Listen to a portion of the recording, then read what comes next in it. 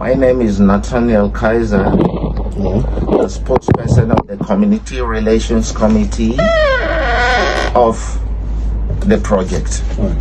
A committee set up by government to enhance credibility and transparency in the project, to mediate between the community, government, and the contractor, which is JB.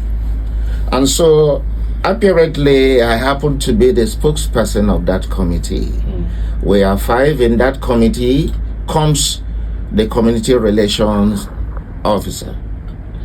So, to buttress our points, while the protest became so inevitable, these are the issues. The issues include 1, MOU, 2, the sand. I will buttress more points on the issue of the sand.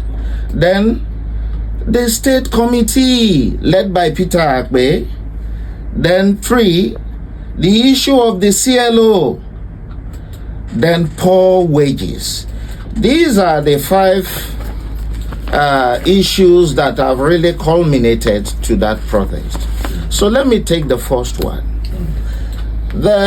Our committee and the subsequent handing over of the land, the site, to Julius Berger happened on the 17th of June this year. And in that meeting in the Otuabagi town hall, our committee was inaugurated. And our committee is supposed to be, by extension, part of the state committee led by Peter Akbe. And so we are supposed to be working in synergy to end the smooth running of the operations. And it was sad that after the inauguration of our committee and the subsequent handing over of the site formally to Julius Berger, nothing was done. We were not invited for meetings until we wrote the first letter to Peter Akbe requesting government to call us for a meeting so that the issue of MOU could be addressed. Because you cannot start a project without an MOU. The MOU is an understanding between the host community, the landlords, and the contractor, which is JB. That was not done. And fortunately, Peter Akbe ordered for a meeting after nearly a month. Patient Taba happened to be the secretary of the steering committee. She is the permanent secretary, Ministry of Lands. She is the secretary of the committee. So she sent an invitation to us in Akbe's conference hall in Government House. And so we met. And when we met, we brought all these items that we have aforementioned. And the issues were discussed. And when we discussed those issues, the critical issues that include the MOU, they said JB has never signed the MOU before. And they are not willing to sign an MOU with the community, except if the community can produce an MOU, which they have signed previously, in a construction manner, that they are willing to sign the MOU. That is to say, the community can produce an earlier MOU, which they have signed. That they only sign MOUs with communities in terms of contract that have been awarded to JB by oil companies. And we said, okay, no problem. The issue of sand was also discussed that day, because we have 470 plus thousand cubic meters of sand on the site. And you know, during the acquisition of land, let me buttress this point. During the acquisition of the land, which is the 10% from the state government, we showed them the land, the sand. And the state government said, no, they don't acquire movable assets. That why they are here is to acquire the land and pay for economic trees. And that is exactly what they did. They did not pay for the sand. And so, the issue of sand Peter Akpe was presiding over that meeting, and he said JB saw the sand there, and that is why they went ahead to do their quotation that amendment can only be done when JB can go back to the Federal Executive Council to go and rebid the project. And if that is not done, that sand will not be paid to the community, to the owners. How much is that sand valued at? The sand, we have an MOU, LPO here. The sand is by the recent LPO of JB, which is the month of June. JB are buying per cubic meter of sand at 10,700. So if you multiply 10,700 naira to 470,000 cubic meters of sand, that should be 6 point something billion. You're a good arrangement. You're saying that you have over 6 billion naira worth of sand at the site. That is also one of the issues in contention. That is it. The sand you say is your sand. It's our sand. And Julius Berger needs to pay you at least 6 billion before they use that sand. They have started using it. They have using it from the inception of the handing over. All their construction works, the perimeter fencing, the culverts. They are using our sand. They are using it. Was it part of what the government gave to them? The government said they have handed over site to them, so they feel they can be using the sand. And we needed peace. We wanted peace. Why didn't you raise the issue and say, if they're giving you the land and if they're paying for economic trees, like you said, what happens to the sand? Why didn't you raise the issue of the sand? We raised the sand from the beginning. I said. What was your agreement before work started? No. What did you resolve after raising the issue? Now, listen to me. When the land was acquired by state government, we raised the issue of this sand. And the state government said they don't acquire movable assets. And that if JB comes, the contractor comes, that the contractor will negotiate with the community in order to pay for the sand. So when they came, why didn't you point it out to them and do a negotiation? So we did. Okay. And that is the reason for this meeting, which we attended in Government House. And when the issue was brought, JB said they saw the sand there. They actually acknowledged the presence of the sand. And they said it is not their duty to pay for the sand, that they saw the sand before they bidded, that when they visited the site earlier on, they saw that volume of sand and they went and bidded. And the bidding was not inclusion of the sand. And that was the issue. JB are not denying that there is no sand there. The state government is not denying that there is no sand there. But the issue is who to pay for the sand. And now, in JB's contract, sand is inclusive. Sand filling is inclusive. So all these are just gimmicks by the steering committee and JB in order to take our sand for their project. And remember, we did the steering committee and our committee visited the site. That day, I think it was Sepolo who led the visit. And Dr. Apiri, who is also a member of the steering committee. The sand itself, how did it get there? Is it like your community has been dredging sand? Let me give you a brief history of that sand. Yeah. What's the history of the sand? That sand, Shell came and acquired that, leased that same parcel of land. Okay. For the dredging of sand, for the construction of Ogbeanembe Road. All right. Now, that contract was awarded to Setraco for the construction of Ogbeanembe Road.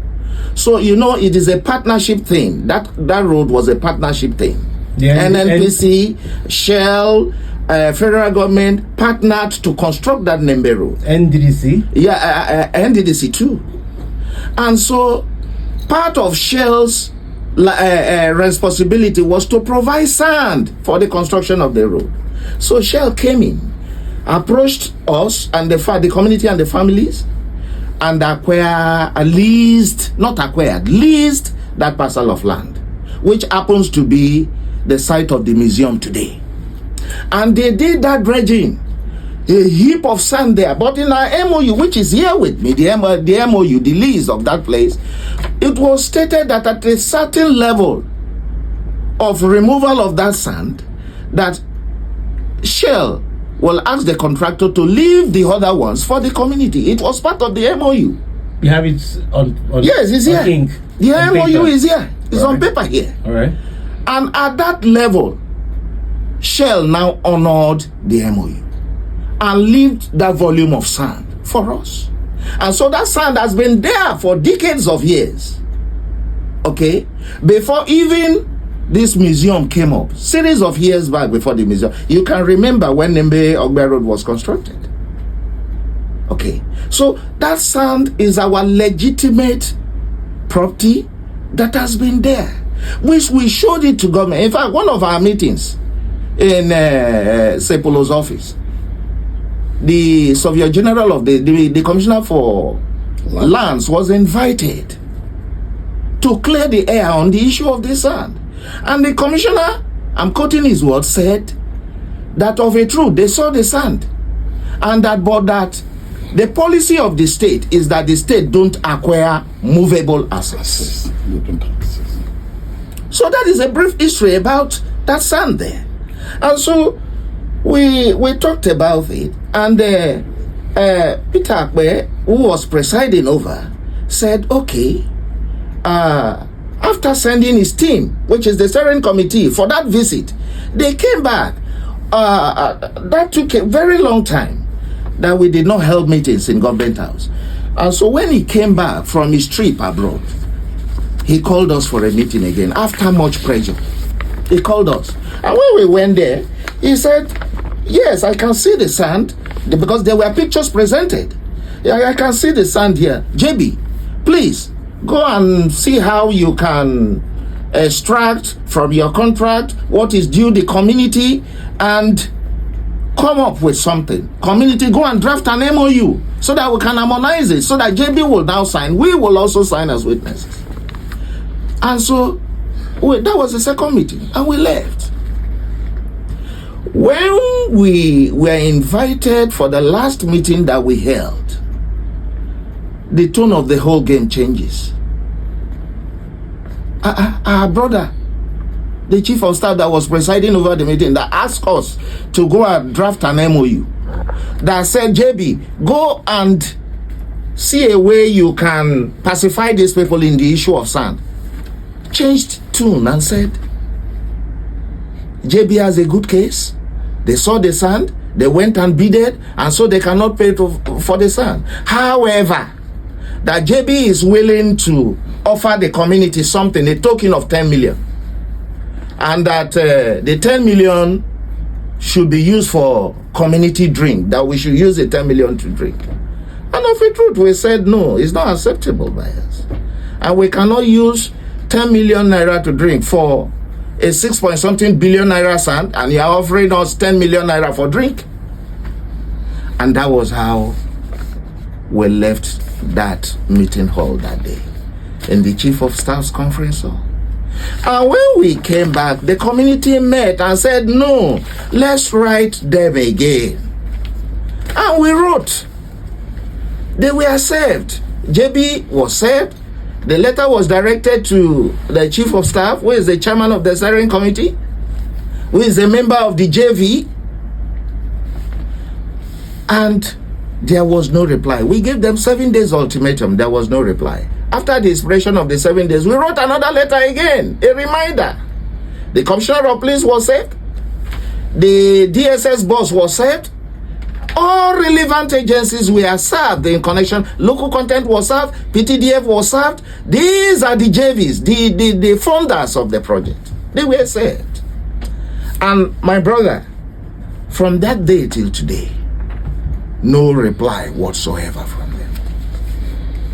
And that culminated to the protest, which happened yesterday. And so we are ready to press forth our demands. Like I said, there are 5 issues. The issue of MOU, the issue of sand, the state committee. We are asking that the Minister for State, that has supreme powers to dissolve these committees, because powers lies within him, the Minister for State for Petroleum. We have written to him, asking him that the state committee led by Peter Akbe should be dissolved, because this is the bureaucratic bottleneck that is hindering the project. And the issue of CLO, let me buttress more points on the issue of CLO. as we all know, as Bayelsans, as Ijaw people, if a project is sited in a particular place, the CLO comes from the host community, because the duty of the CLO is to interface with the local, the community, the host community, and the company. That is the duty of the CLO. So you cannot bring another person from elsewhere and impose it on the community to mediate between the community and the host community. The reverse was the case. A CLO, not even from our clan, from Kolo group, from Kolo clan, was imposed. You know, we are Oloibiri clan. Was imposed on us. And even when they inaugurated us, and among us, the CROC, which is the Community Relations Committee, and appointed a CLO out of our 5, which is Robert Jonah Jeremiah. They now marked him as CLO 2. The one they imposed on us is CLO 1. Where on earth has that been done? And so we frowned at it, and we are saying no, this is part of our conditions for the reopening of that project to function. Then poor wages. A worker in Julius Berger per se is receiving 27,000 naira as basic. 27,000 a month. A month. What kind of worker? They regard even a civil engineer, if they employ you, they regard you as a casual. So they pay civil engineers 27,000 as basic salaries. A month. A month.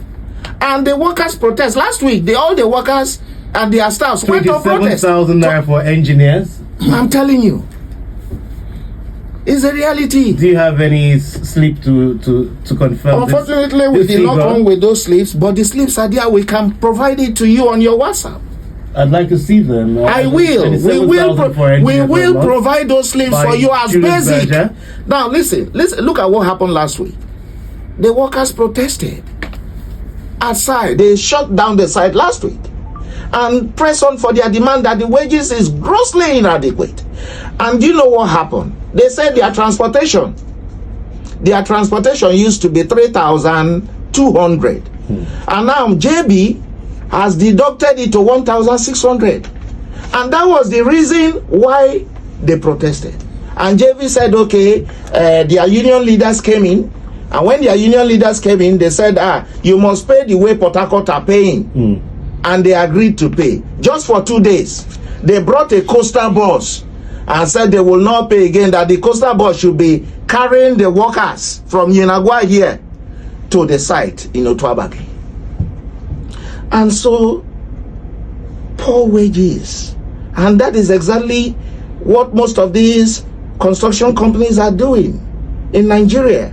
Even though we have the Local Content Act that spells out everything, the relationship between host communities and companies constructing, working in host communities.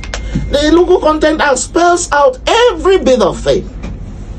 Worker, company, worker, employer relationship is spelled out here. And so they are even going contrary to our laws. So these are the issues. So the issue of wages can be bargained, but the issue of CLO, we are saying we don't need another CLO, just that one CLO that will interface between our host community and the company and the contractor. So these are the 5 issues that has really culminated to the protest yesterday. Though the protest was peaceful, there was no crisis, security agencies were there, and nothing happened. It was extremely peaceful. So these are the issues that are bothering the people of Otuabagi. Thank you very much.